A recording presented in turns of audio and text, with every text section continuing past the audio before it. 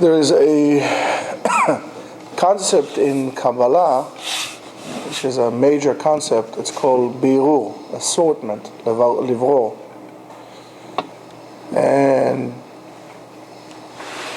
many times when we do certain things, certain actions, that berera, that assortment is taking place sometimes, unfortunately, without paying the proper attention. We miss the golden opportunity to create great things. Sometimes to a certain level, the berur will be done by itself because of certain actions that we do, even though we're not aware we're doing the berur. It will help more if we'll pay attention to what we're doing. For example, let's say there is a terrorist in which you need to take care of, you need to exterminate. So you can take a sharpshooter, a sniper, and put him in position and eliminate the target with one shot to center mass, and he's gone. Or you can take a B-52 and take care of the compound where he's at, but along the line, yes, you might take care of the target, but along the line you will create collateral damage. And it's a shame because you don't need to do so. Many times we do the same thing, but not having the proper awareness to the things that we do. One of the greater processes of assortment is food, eating. So when a person eats, for example, when a person eats meat, like good meat, high quality, or he drinks some good wine, good Bordeaux, some good wine, and he's doing so to feel a little better. What we call chiv da'ato, to winding up your views, your horizon. In other words, sometimes you need that physical stimulation in order to put in place proper processes of the mind. Of course, that chavat da'at, that winding of the mind, should be geared towards avodat Hashem. You're doing so you can work Hashem better. All right. As you could see, sometimes when we had Beit HaMikdash, we used to bring korbanot, we used to bring shlamim, we used to drink meat from the shlamim, and we used to drink wine to the point that they say en simcha ela bebasar veyayin. But that is different because that is done for the sake of a mitzvah. It's done for the sake of the mitzvah.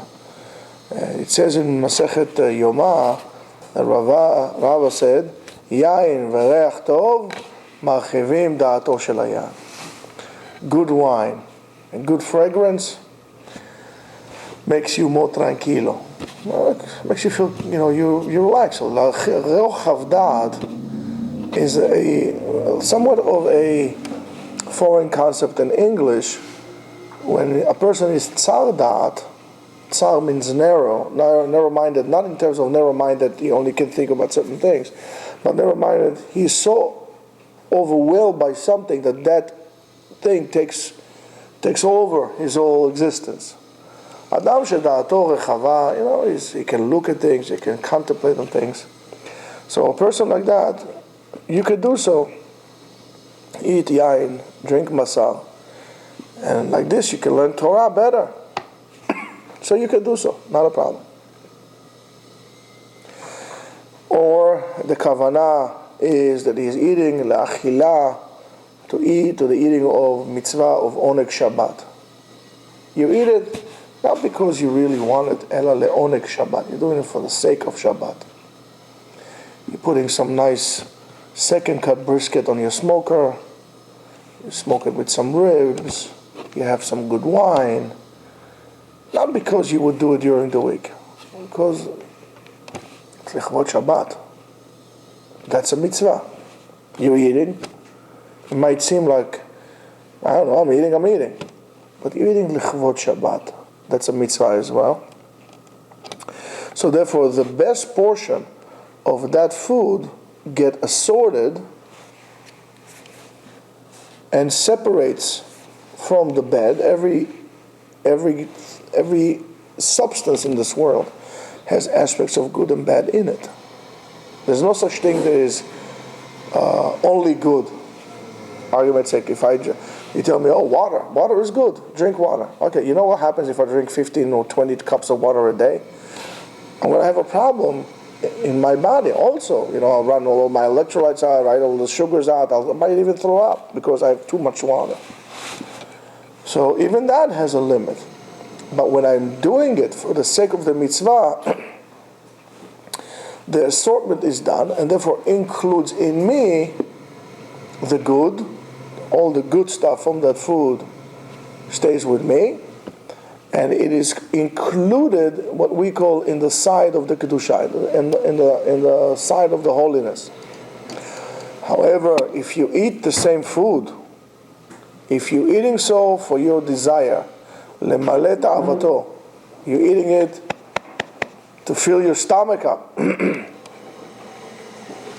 you're causing that the livelihood of that food would include or be included for at least for the time being, if not for further, in what we call, we're not getting into it right now, in what we call the 3 klipot, the 3 husks that are in your body, and your body becomes a vehicle, becomes the chariot for those klipot.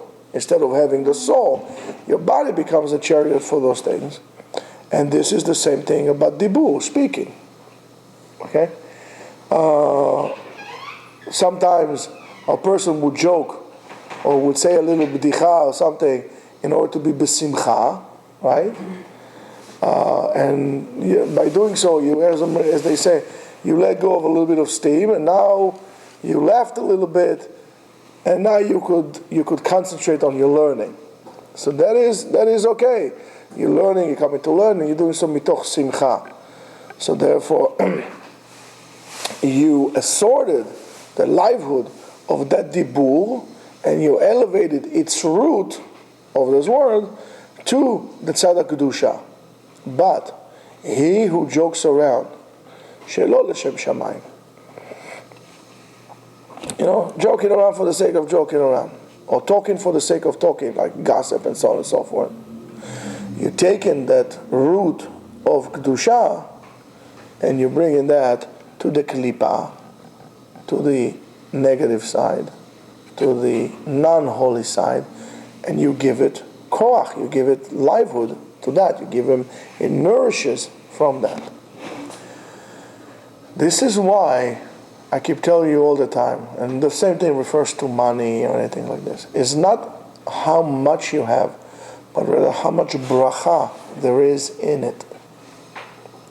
We have a lot of food nowadays. There's an abundance of food. There's so much food that we simply throw them out.